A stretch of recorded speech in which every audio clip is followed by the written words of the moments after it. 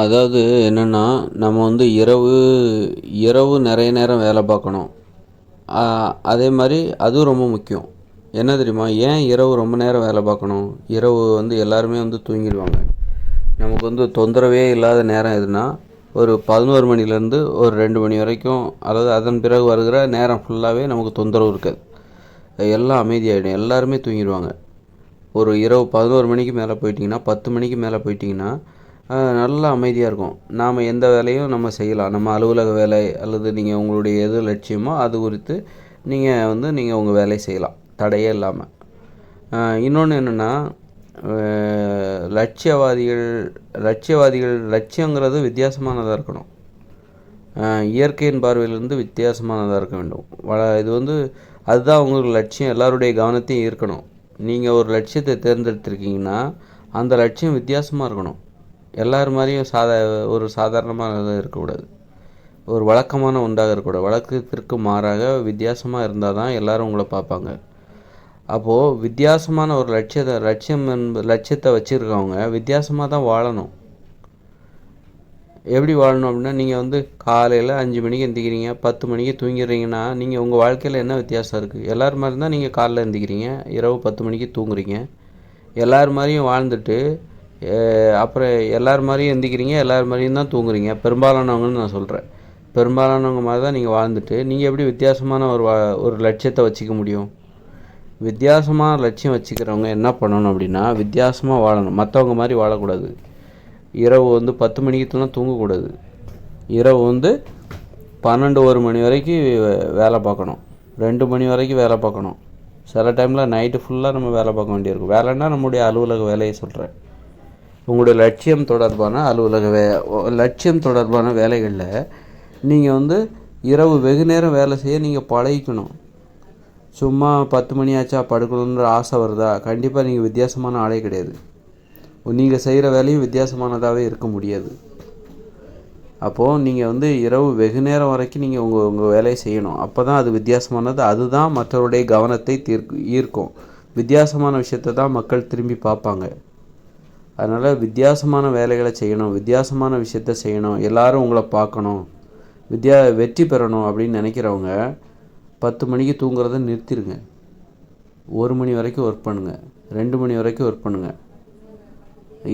இரவு 1 மணி வரைக்கும் 2 மணி வரைக்கும் ஒர்க் பண்ணுங்கள். 1 மணி 2 மணி அல்லது 12 மணி, குறைந்தபட்சம் 12 மணி வரைக்கும் கண்டிப்பாக ஒர்க் பண்ணுங்கள். எல்லாருமே 10 11 மணிக்கெலாம் தூங்கிடுவாங்க. நீங்கள் 12 மணி வரைக்கும் ஒர்க் பண்ணுறீங்க, 1 மணி வரைக்கும் ஒர்க் பண்ணுறீங்கன்னா நீங்கள் மற்றவங்கள மாதிரி கிடையாது. நீங்கள் செய்கிற வேலை மற்றவங்க செய்கிற வேலையிலேருந்து வித்தியாசமானது. நீங்கள் ஒரு வித்தியாசமான ஆள் அப்படின்னு அர்த்தம். நீங்கள் செய்கிறது வித்தியாசமானதாக இருக்கும். நீங்கள் 1 மணி வரைக்கும் முழிச்சிருந்து நீங்கள் ஒரு வேலை செய்கிறீங்கன்னா கண்டிப்பாக அது வித்தியாசமாக தான் இருக்கும். அது எல்லோருடைய கவனத்தையும் இருக்கும், அது வெற்றி பெறவும் செய்யும். அந்த எல்லோரும் கவனிக்கிறாங்கன்னா அது வெற்றி அடைய வச்சிரும். ஏன்னா எல்லாருமே பார்க்கும்போது நமக்கு ஒரு ஊக்கம் வரும். எல்லாருமே நம்மளை கவனிக்கிறாங்க அப்படிங்கும்போது நமக்கு ஒரு ஊக்கம் வரும், உற்சாகம் வரும். அதுவே வெற்றிக்கு அது வழிவகுக்கும். அப்புறம் வந்து எவ்வளோ நேரம் தூங்கினாலும், இன்னொன்று வந்து நீங்கள் வந்து நைட்டு ரொம்ப நேரம் முழிச்சிருக்கீங்க. அப்படி இருக்கும்போது நம்மளால் காலையில் எழுந்திருக்க கஷ்டமாக இருக்கும். காலையில் 5 மணிக்கு எழுந்திருக்க முடியாது, அப்படி கூட இருக்கலாம். அப்போ வந்து நீங்கள் ஏதாவது ஒரு விஷயத்தை தான் தேர்ந்தெடுக்கணும். எனக்கு காலையில் 5 மணிக்கும் எழுந்திருக்கணும், நைட்டு ரொம்ப நேரமும் முழிச்சிருக்கணும் அப்படின்னா ஏதாவது ஒரு விஷயத்தை தான் தேர்ந்தெடுக்கணும். எது? காலைல 5 மணிக்கு எழுந்திரிக்கிறதா, நைட்டு ரொம்ப நேரம் வரைக்கும் முழிச்சிருந்து வேலை பார்க்குறதா? நைட்டு இப்போ நீங்கள் 2 மணி வரைக்கும் ஒர்க் பண்ணுறீங்க, எப்படி 5 மணிக்கு எழுந்திரிப்பீங்க? உங்கள் உடம்பெல்லாம் வலிக்கும், உடல் நலன் கெட்டு போயிடும். அப்போது நீங்கள் காலையில் ஒரு 7 மணி வரைக்கும் தூங்கி ஆகணும். அப்போ தான் உங்கள் உடம்பு ஆரோக்கியமாக இருக்கும். ஒரு 2 மணிக்கு தூங்குறீங்கன்னா அதுக்கப்புறம் 5 மணி நேரம் நீங்கள் தூங்குறீங்க, 2 மணி வரைக்கும் வேலை பார்க்குறீங்க, 1 மணி வரைக்கும் இரவு வேலை பார்க்குறீங்க அப்படின்னா அதன் பிறகு நீங்கள் ஒரு காலைல 7 மணி வரைக்கும் தூங்கணும். அப்போ தான் உங்கள் உடம்பு ஆரோக்கியமாக இருக்கும். உங்கள் உடம்புக்குன்னு ஒரு ஓய்வு தேவை தானே. சும்மா அப்போது வந்து இதில் ரெண்டையும் நான் பண்ணணும். நான் வந்து இரவு 1 மணி வரைக்கும் வேலை பார்ப்பேன், அதே நேரத்தில் காலைல 5 மணிக்கே நான் முழிச்சிடணும். அதில் இரவு நான் 2 மணி வரைக்கும் வேலை பார்ப்பேன், அதே மாதிரி எத்தனை மணி நேரம் நான் வேலை பார்த்தாலும் காலைல 5 மணிக்கே நான் எழுந்திரிச்சிடணும் அப்படின்னு சொல்லிட்டு ரெண்டுக்குமே ஆசைப்படக்கூடாது. ஏதாவது ஒன்று தான். ஒன்று காலையில் 5 மணிக்கு எந்திரி, நீ காலைல 5 மணிக்கு எழுந்திரிச்சனாக்கா உனக்கு இரவு 11 மணிக்கே தூங்கணும்னு ஆசை வந்துடும். ஏன்னா நீ காலைல 5 மணிக்கு எழுந்திரிச்சிருக்க. அதனால் நீ இரவு 11 மணிக்கு தூங்கிடு. அப்போ தான் காலைல 5 மணிக்கு எந்திரிக்க முடியும். இரவு 11 மணிக்கு தூங்கினா தான் நீ காலைல 5 மணிக்கு எந்திரிக்க முடியும். அப்போ நீ இரவு 1 மணிக்கு 2 மணிக்கு படுக்கிறன்னா உன்னால் காலைல 5 மணிக்கு எந்திரிக்க முடியாது. அப்போது உனக்கு எது பிடிச்சிருக்கு? காலைல 5 மணிக்கு எந்திரிக்கிறதா, இரவு 2 மணி வரைக்கும் வேலை பார்க்குறதா அப்படின்னு நீயே முடிவு பண்ணிக்கோ.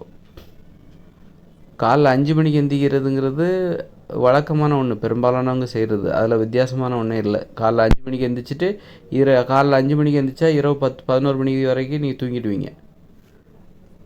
வேறு உங்களால் 1 மணி வரைக்கும்லாம் முழிச்சிருக்க முடியாது. காலைல 5 மணிக்கு எந்திரிக்கிறவங்களால் இரவு 1 மணி வரை 2 மணி வரைக்கும்லாம் முழிச்சிருக்க முடியாது. காலைல 5 மணிக்கு எழுந்திருப்பதை இலட்சியமாக வச்சுருப்பாங்க. காலைல 5 மணிக்கு எழுந்து காலையில் 5 மணிக்கே எழும்புவதை அவங்க லட்சியமாக வச்சுருப்பாங்க. அப்போது அதுக்கு தகுந்த மாதிரி அவங்க என்ன பண்ணுவாங்கன்னாங்க, காலைல 5 மணிக்கு எந்திரிக்கணும், அதனால் 10-11 மணிக்கெலாம் நம்ம படுத்துடணும். அப்போ தான் காலைல 5 மணிக்கு எழுந்திருக்க முடியும். ஏன்னா ஒரு 11 மணிக்கு படுத்தா தான் நீங்கள் ஒரு 6 மணி நேரமாச்சும் தூங்குவீங்க. இயல்பாக ஒரு 5 மணிக்கு கஷ்டம் இல்லாமல் எந்திரிப்பீங்க. அதனால் காலைல 5 மணிக்கே எந்திரிப்பதை லட்சியமாக வைத்து கொண்டவர்கள் என்ன பண்ணுவாங்கனாக்கா, இரவு சீக்கிரமாக படுத்துருவாங்க. இரவு 10 மணிக்கோ இல்லை 11 மணிக்கோ படுத்துருவாங்க. ரொம்ப நேரம் வரைக்கும் முழிச்சிருக்க மாட்டாங்க. முழிச்சிருப்பதில் நியாயம் இல்லை. முழிச்சிருக்கவும் முடியாது. உடம்பு கெட்டு போயிடும். இரவு ரொம்ப நேரம் 12 மணி 1 மணி வரைக்கும் முழிச்சிருந்துட்டு காலைல 5 மணிக்கு எந்திரிக்கணும்னா உங்கள் உடம்பு கெட்டு போயிடும். அதனால் இயல்பாகவே இரவு 5 மணிக்கு எந்திரிக்கிறவங்க என்ன பண்ணுவாங்கன்னா சீக்கிரமாக தூங்கிடுவாங்க. 5 மணிக்கு எந்திரிக்கணுமா, நீங்கள் சீக்கிரமாக தூங்கிடுங்க. அதே நேரத்தில் இரவு ரொம்ப நேரம் வரைக்கும் நீங்கள் முழிச்சிருக்கணும் அப்படின்னு நினச்சிங்கன்னா அப்போ நீங்கள் காலைல 7 மணி வரைக்கும் நீங்கள் தூங்கியே ஆகணும். காலைல 7 மணி வரைக்கும் தூங்குறது இங்கே நிறைய பேர் பண்ணலாம். ஆனால் நிறைய பேர் பண்ணுறாங்கன்னு நிறைய பேர் பண்ணலாம். ஆனால் இரவு 2 மணி வரைக்கும் ஒர்க் பண்ணுறவங்க ரொம்ப அரிது. இரவு 2 மணி வரைக்கும் 1 மணி வரைக்கும் உழைப்பவர்கள் ரொம்ப கம்மியாக தான் இருக்கிறாங்க. அதனால் வித்தியாசமாக ஏதாவது செய்யணும்னு நினைக்கிறவங்க வித்தியாசமாக வாழணும். 2 மணி வரைக்கும் ஒருத்தர் தூங்கவே இல்லைன்னா, அவர் வேலை செய்கிறார் அப்படின்னா, ஏதோ வேலை செஞ்சிட்ருக்கார் 2 மணி வரைக்கும் அப்படின்னா, அவர் வித்தியாசமானவராக தான் இருக்கணும். எல்லோரும் மாதிரி கிடையாது. எல்லோரும் கொரட்டை விட்டு தூங்குற நேரத்தில் இவர் ஏதோ ஒரு வேலையை செஞ்சுக்கிட்டு இருக்காரு அப்படின்னா வித்தியாசமானவராக தான் இருக்கணும். அது மாதிரி அவர் என்ன பண்ணுவார், 2 மணிக்கு வேலையை முடிச்சுட்டு படுத்து தூங்கினார்னா காலைல 7 மணி வரைக்கும் கண்டிப்பாக படுத்து தூங்கி ஆகணும். 7-7:30 வரைக்கும் தூங்கி ஆகணும். அதனால் குழப்பிக்கூடாது. 7:30 வரைக்கும் நம்ம தூங்குறோமே அப்படின்னு குற்ற உணர்ச்சி எதுவும் ஏற்பட வேண்டிய அவசியமே இல்லை. ஏன்னா தூங்கி தான் ஆகணும். 2 மணிக்கு படுத்தா 5 மணி நேரமாக தூங்கணும்ல, அப்போ 7:30 ஆகிடும்ல. அதனால் 2ல் ஏதோ ஒன்று தான். நான் 2 மணி வரைக்கும் வேலை பார்ப்பேன், காலைல 5 மணிக்கேவும் எழுந்திரிச்சிருவேன் அப்படின்னு ஆசைப்படக்கூடாது. ஏன்னா 2மே புகழை தரும். எதுனா நீங்கள் 2 மணி வரைக்கும் வேலை பார்க்குறீங்க, 1 மணி வரைக்கும் வேலை பார்க்குறீங்கன்னா அதுவும் உங்களுக்கு புகழை தரும். 4 பேர் உங்களை வியந்து பேசுவாங்க. அதே மாதிரி நீங்கள் 5 மணிக்கே எழுந்திரிக்கிறீங்கன்னா அதுவும் உங்களுக்கு புகழை தரும். உங்கள் வீட்டில் உள்ளவங்க உங்களை பெருமையாக பார்ப்பாங்க. பாரியா 5 மணிக்கு எழுந்திரிச்சிட்றான், எப்போ பார்த்தா 5 மணிக்கு டான்னு எழுந்திரிச்சிருவான் இவன். இவ 5 மணி ஆச்சுன்னா எழுந்திரிச்சிருவா. 5 மணிக்கு மேலே தூங்கி இவ்வளோ நான் பார்த்ததே கிடையாது. அது மாதிரி நைட்டு 2 மணி வரைக்கும் இவள் வேலை பார்ப்பா, கஷ்டப்பட்டு படிப்பா அப்படின்னு சொல்லிட்டு 2 விஷயத்துக்கு 2 புகழுக்கும் ஆசைப்படக்கூடாது. ஏதாவது ஒரு புகழை நீங்கள் இழந்து தான் ஆகணும். ஏன்னா 2மே உங்களுக்கு புகழை தரும். அப்போ நீங்கள் ரொம்ப பேராசை உள்ளவங்க என்ன பண்ணுவாங்க, நான் 2 மணிக்கு வரைக்கும் வேலை பார்ப்பேன், 5 மணிக்கே வரை எழுந்திரிச்சிருவேன். ஏன்னா 2லேயும் புகழ் கிடைக்குதுல்ல, நான் பார்க்குறவங்க புகழ்ந்து பேசுவாங்கள்ல. அதனால் நைட்டு படுத்துருவா, அது ஒரு புகழ். நைட்டு 2 மணி வரைக்கும் வேலை பார்ப்பா, அவளுடைய வேலைகளை பார்த்துட்ருப்பா, அது அவளுக்கு ஒரு புகழ். அதுமாதிரி காலைல 5 மணிக்கு எழுந்திரிச்சிருவா, அதுவும் அவளுக்கு ஒரு புகழ். 2க்கும் ஆசைப்பட்டிங்கன்னா அது பேராசை. அப்புறம் பெருநஷ்டமாயிரும். என்னென்னா உடம்பு கெட்டு போயிடும். நீங்கள் 2 மணி வரைக்கும் 1 மணி வரைக்கும் வேலை பார்த்தீங்கன்னா கண்டிப்பாக 7 மணி வரைக்கும் நீங்கள் தூங்கணும். காலை 7 மணி வரைக்கும் நீங்கள் தூங்கணும். ஏதாவது ஒரு புகழை நீங்கள் விட்டு கொடுக்கணும். காலையில் 5 மணிக்கு எழுந்திருக்கும் போது நமக்கு ஒரு புகழ்ச்சி கிடைக்கும், ஒரு பாராட்டு கிடைக்கும், ஒரு வியப்பு கிடைக்கும் மற்றவங்ககிட்ட இருந்து. அதை நீங்கள் விட்டு கொடுத்து தான் ஆகணும். 2க்குமே ஆசைப்படக்கூடாது. 2ல் ஏதாவது ஒன்றுக்கு தான் ஆசைப்படணும். நீங்கள் செய்கிற வேலை வழக்கமானது தான், வித்தியாசமானது இல்லை அப்படின்னா நீங்கள் என்ன பண்ணால் நைட்டு 11 மணிக்கு படுத்து காலைல 5 மணிக்கு எழுந்துருங்க. நீங்கள் செய்கிற வழக்கமான ஒரு வேலையை தான் நீங்கள் செய்கிறீங்க. நீங்கள் ஒரு ஆசிரியராக இருக்கீங்க, ஒரு கணித ஆசிரியராகவோ அல்லது இங்கிலீஷ் ஆசிரியராகவோ தமிழ் ஆசிரியராகவோ இருக்கீங்க. நீங்கள் வந்து உங்கள் கல்வி முறை அதில் எந்த வித்தியாசமும் இல்லை. எல்லோரும் செய்கிற மாதிரி தான். எல்லோரும் நான் வந்து என் வேலையில் நல்லா இருப்பேன்ப்பா, கரெக்டாக இருப்பேன், என் வேலையை நான் கரெக்டாக செய்கிறேன். ஆனால் என் வேலையில் வித்தியாசமான அணுகுமுறை எதுவுமே கிடையாது. எல்லோரும் மாதிரி சிறப்பாக செய்வேன், ஆனால் வித்தியாசமாக நான் எதுவும் பண்ணலை. என்னுடைய கல்வி முறையில் எதுவும் வித்தியாசமான அணுகுமுறை எதுவும் கிடையாது. எல்லோரும் என்ன திரும்பி பார்க்குற மாதிரி வித்தியாசமான அணுகுமுறை எனக்கு இல்லை. ஆனால் நான் என்னுடைய வேலையை கரெக்டாக செய்வேன். அப்படின்னா நீங்கள் எத்தனை மணிக்கு எந்திக்கணும்னா 11 மணிக்கு தூங்கிடுங்க, காலைல 5 மணிக்கு எந்திங்க. அதே நேரத்தில் நீங்கள் ஒரு ஆசிரியராக இருக்கீங்க, நீங்கள் ஒரு கணித ஆசிரியராக இருக்கீங்க, ஆனால் உங்களுடைய கல்வி முறை வித்தியாசமாக இருக்குது, எல்லாருமே திரும்பி பார்க்குற மாதிரி இருக்குது. அப்படின்னா எல்லாருமே உங்களை கவனிக்கிறாங்க. உங்கள் கல்வி முறையில் ஏதோ ஒரு புதுமையை புகுத்துறீங்க. அது அந்த மாதிரியே ஒரு கல்வி முறை வந்து பாடம் நடத்துகிற முறை இது வரைக்கும் இல்லை. அப்படின்னா நீங்கள் வந்து நைட்டு 1 மணி வரைக்கும் 2 மணி வரைக்கும் முழிச்சிருக்கணும், காலைல 7 மணிக்கு தான் எந்திக்கணும். அதனால் வித்தியாசமான செயல்களை செய்கிறவர்கள் வித்தியாசமாக வாழ வேண்டும் என்பதை நல்லா புரிஞ்சுக்குங்க. என்னுடைய சிந்தனையெல்லாம் என்னுடைய செயலெல்லாம் வித்தியாசமானது, ஆனால் நான் வந்து எல்லோரும் மாதிரி தான் வாழ்கிறேன் அப்படின்னா கண்டிப்பாக உங்களுக்கு குழப்பத்தை ஏற்படுத்தும். தன்னம்பிக்கை வந்து குறைஞ்சி போகும். உங்களுக்குடைய முக்கியத்துவத்தை உங்களாலையும் உணர முடியாது, மற்றவங்களாலையும் உணர முடியாது. அதனால் நீங்கள் வித்தியாசமாக இருக்கணும், மற்றவங்களோட வித்தியாசமான செயல்களை செய்யணும் அப்படின்னா நீங்கள் வித்தியாசமாக தான் வாழ்ந்தாகணும். நீங்கள் ஒரு ஜவுளி கடை வச்சுருக்கீங்க, எல்லோரும் மாதிரி தான் நீங்கள் ஒன்றும் வித்தியாசமாக எதுவும் பண்ணலை. லாபம் பண்ணணும், எல்லோரும் மாதிரி நல்ல வியாபாரம் பண்ணணும் அப்படின்னு நினைக்கிறீங்க. அப்படின்னா அப்போ நீங்கள் வந்து என்ன பண்ணணும் அப்படின்னா 11 மணிக்கு தூங்கிடுங்க, காலைல 5 மணிக்கு எழுந்துருங்க. ஏன்னா இது வழக்கமான ஒன்று, எல்லாருமே பண்ணக்கூடிய விஷயந்தான்.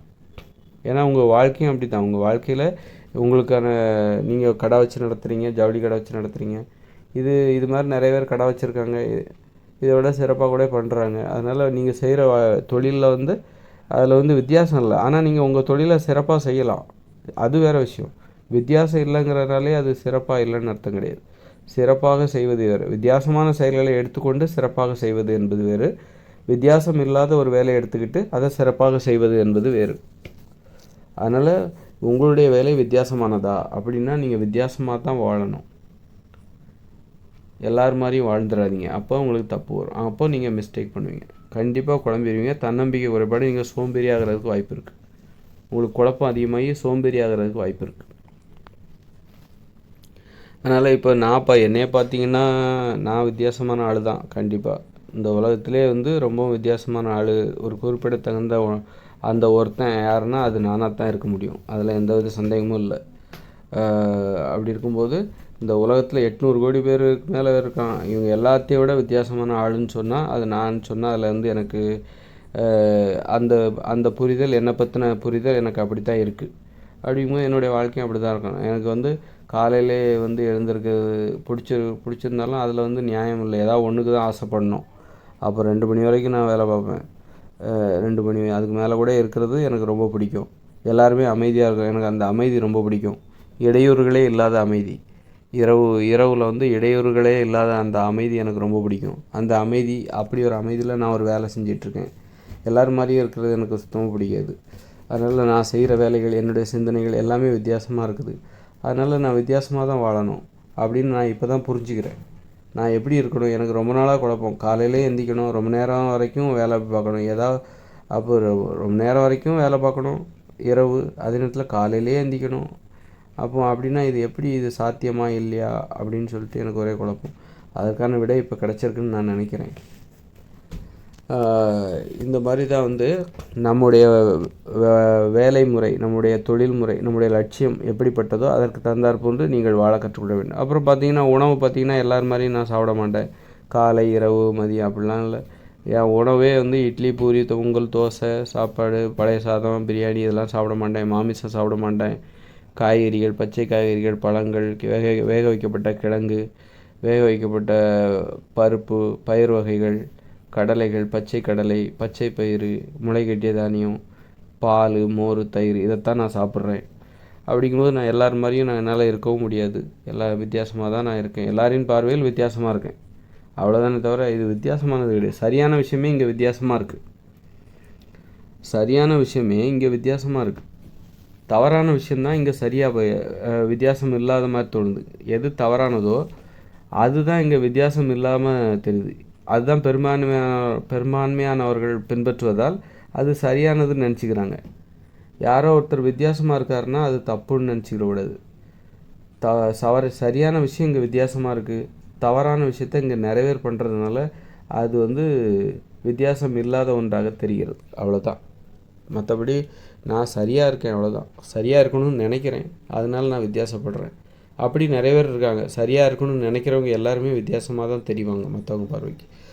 ஏன்னா எல்லோரும் பார்ப்பாங்க, சரியான விஷயத்த தான் எல்லோரும் பார்ப்பாங்க. சரியான விஷயம் இங்கே வித்தியாசமாக இருக்குது, அது எல்லாருமே பார்க்குறாங்க. அப்போது அந்த சரியான விஷயத்த யாரெல்லாம் பண்ணுறாங்களோ அவங்கள எல்லாருமே பார்க்குறாங்க. அப்போ சரியான விஷயத்த பண்ணுறவங்கள எல்லாருமே பின்பற்றுவதற்கும் அதுக்கு வாய்ப்பாக இருக்குது. எல்லாருமே பார்க்கணும்ல, சரியான விஷயத்த யார் பண்ணுறா அவங்கள எல்லாருமே பார்ப்பாங்க, அவங்கள பின்பற்றவும் செய்வாங்க.